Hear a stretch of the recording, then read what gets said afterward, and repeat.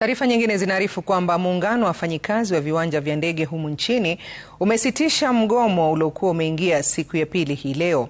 Hatua hiyo inafuatia makubaliano yaliyohusisha wizara za uchukuzi, leba na wasimamizi wa halmashauri ya viwanja vya ndege. Katibu mkuu wa muungano huo Mos Ndiema amewaagiza wafanyikazi waliokuwa wakigoma kurejea kazini, huku siku ya pili ya mgomo huo pia ikishuhudia kutatizwa kwa huduma katika viwanja vya ndege, kama anavyoeleza mwanahabari wetu Gatete Njoroge. Kwa siku mbili sasa, uwanja wa JKIA na viwanja vingine vya ndege nchini viligeuka na kuwa makao ya muda kwa mamia ya wasafiri. Mgomo wa wafanyikazi wa viwanja vya ndege ukisitisha safari za ndege nchini na nje ya nchi. Kwa zaidi ya saa 6, wasafiri waliokuwa wakielekea mataifa mengine walisalia nje ya eneo la kuabiri ndege.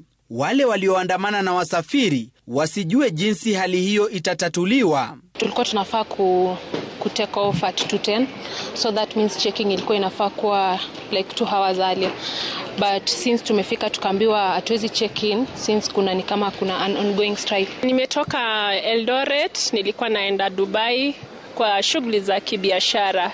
It will really affect me because I booked my hotel. Nilikuwa nimebook kila kitu. Okay, my customers will also be affected. Baadhi wakilazimika kutafuta njia mbadala ya usafiri ili kuendelea na shughuli zao. We arrived last night from London and we got here. We didn't get a text or anything, which is a bit frustrating. We're just here for holiday to see family.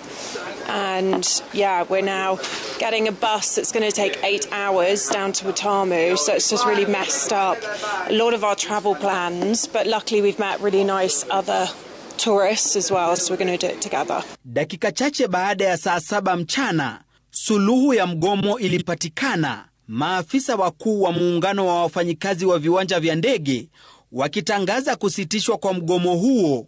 We are happy that we've had very successful consultations and engagement, bringing together both KCAA management and KAA management.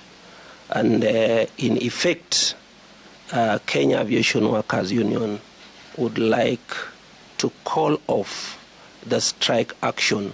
The ministry wishes to inform all travelers and air operators that it has been agreed that the airport operations be resumed to normalcy immediately.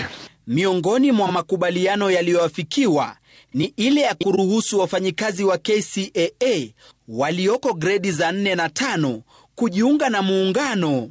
Walikubaliana kutatua masuala mengine kupitia wizara ya leba. Wakiwa wamesitisha mgomo, juhudi sasa ni kuhakikisha kuwa shughuli za kawaida zinarejelea katika viwanja vya ndege humu nchini na kuwa maafikiano yatatekelezwa.